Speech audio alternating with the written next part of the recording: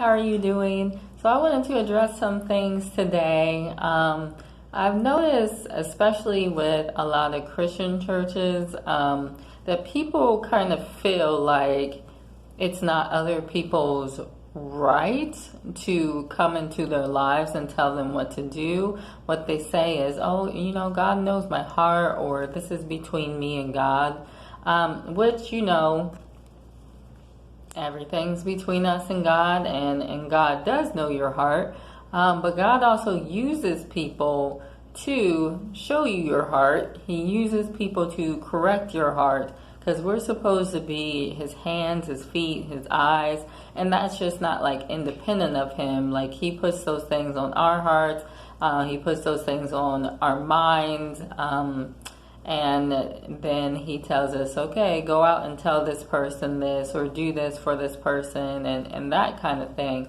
So we have to realize that we were bought with a price, that our body, our mind, our soul is no longer our own. It belongs to him, and he's using those things to help other people, to get them on the narrow road, because there is a narrow road and there is a wide road that leads to destruction, and the Lord doesn't want to see us on that wide road. He wants to see us on that narrow road, and so he will definitely use his servants to keep us on that narrow road.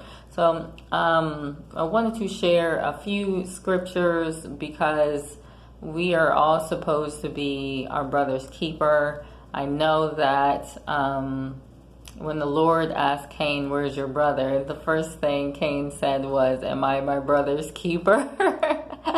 Yes, Cain, you are your brother's keeper.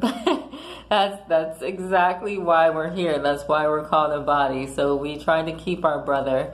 And if our brother is trying to keep us, then we should definitely be open to receiving that, because most of the time it is out of a heart of genuine love and good intention, and the Lord possibly sent that person. So we'll start with Proverbs 27:23. Know well the conditions of your flocks and pay attention to your herds. So basically, we're supposed to pay attention to the people in the body of Christ and make sure that they are doing well, that if we can do anything to help them, that if there's any sin that they're stuck in, that we can pray for them, etc. In Acts 20:28 is very similar. Be on guard for yourselves and for all the flock among which the Holy Spirit has made you overseers to shepherd the church of God, which he purchased with his own blood. So we do have a real enemy, every single person. And what happens is we can get so stuck in our ways and in sin, and it becomes inequity, and this enemy is going to take us down. So, and sometimes we don't see it ourselves, so we need other people to come and point that out on occasion so it can be dealt with. And the next one is Ezekiel 3:20. Again, when a righteous man turns away from his righteousness and commits iniquity, I place an obstacle before him. He will die, since you have not warned him. He shall die in his sin, and his righteous deeds which he has done shall not be remembered, but his blood I will require at your hand. So if you know something and the Lord tells you something and you don't tell it to someone, he's going to basically punish you, discipline you, however you want to put it, because that person is dead at your hand, because you didn't go and tell him not to do what he needed to do. It's a pretty serious thing. So if that doesn't show you how serious about the Lord is, about not only saving people, but about his people judging righteously and turning people from their sin, then I don't know what to tell you. So next one, Matthew 23:34. Therefore, behold, I am sending you prophets and wise men and scribes. Some of them will kill and crucify, and some of them will scourge you in the synagogues and persecute from city to city. So he's going to send wise men. He's going to send prophets to help you get out of your sin. And if you don't receive them, you're going to be in trouble. The next one, Jeremiah 13:26, I myself will lift up your skirts over your face and your shame will be seen.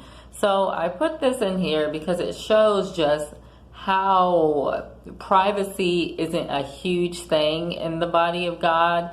The Lord knows everything that's going on. He knows your sin. He knows you from left to right, and he will expose those things if you're not willing to turn from them, unfortunately. And it sounds bad, but it's for your good because he knows what he needs to do to turn you from your sin. So the next one is Luke 12:2-3. Nothing is covered up that will not be known, revealed, or hidden, that will not be known. Therefore, whatever you have said in the dark shall be heard in the light, and what you have whispered in private rooms shall be proclaimed on the housetops.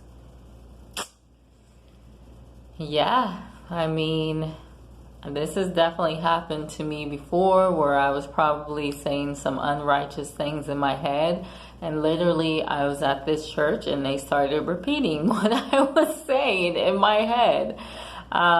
There's two things with that. Because not everyone is fully healed, myself included, the enemy will put thoughts in your head that aren't of the Lord.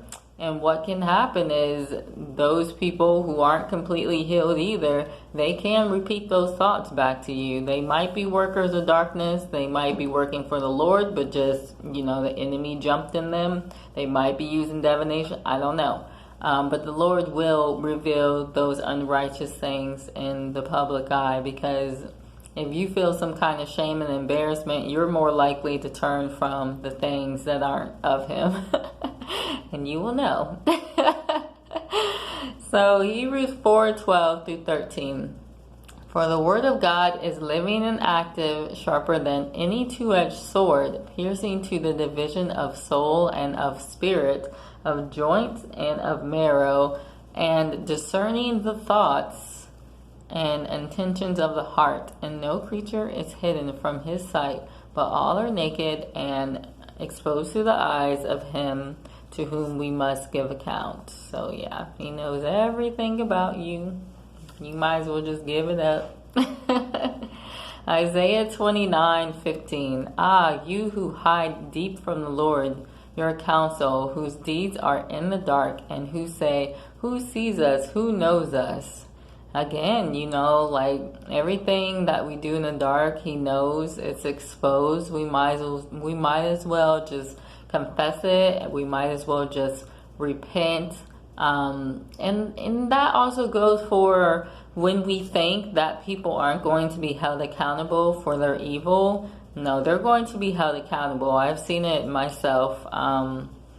Just when I was being attacked by someone, and I was trying for the life of me to hold on to the word of God and just do his way.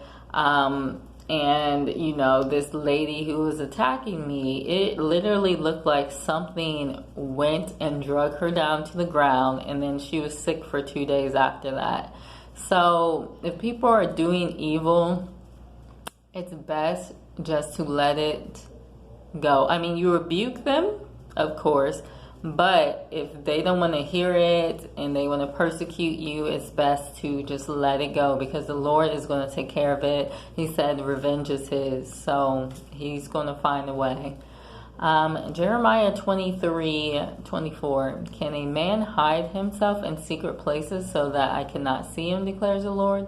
Do I not feel the heaven and earth, declares the Lord? So no, we can't hide from the Lord.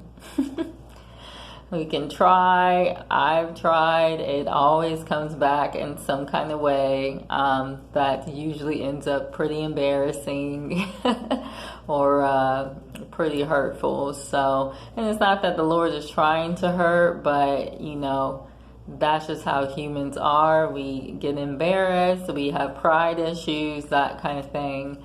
But everything is for his goodwill. Everything is for the goodness of turning us from our sinful and evil ways and onto him. And he knows what's best. So let's just basically give it all up to him. So You guys have a blessed one. I hope that this helped you in some kind of way. Share it if you feel like you need to, and have a good one. Bye.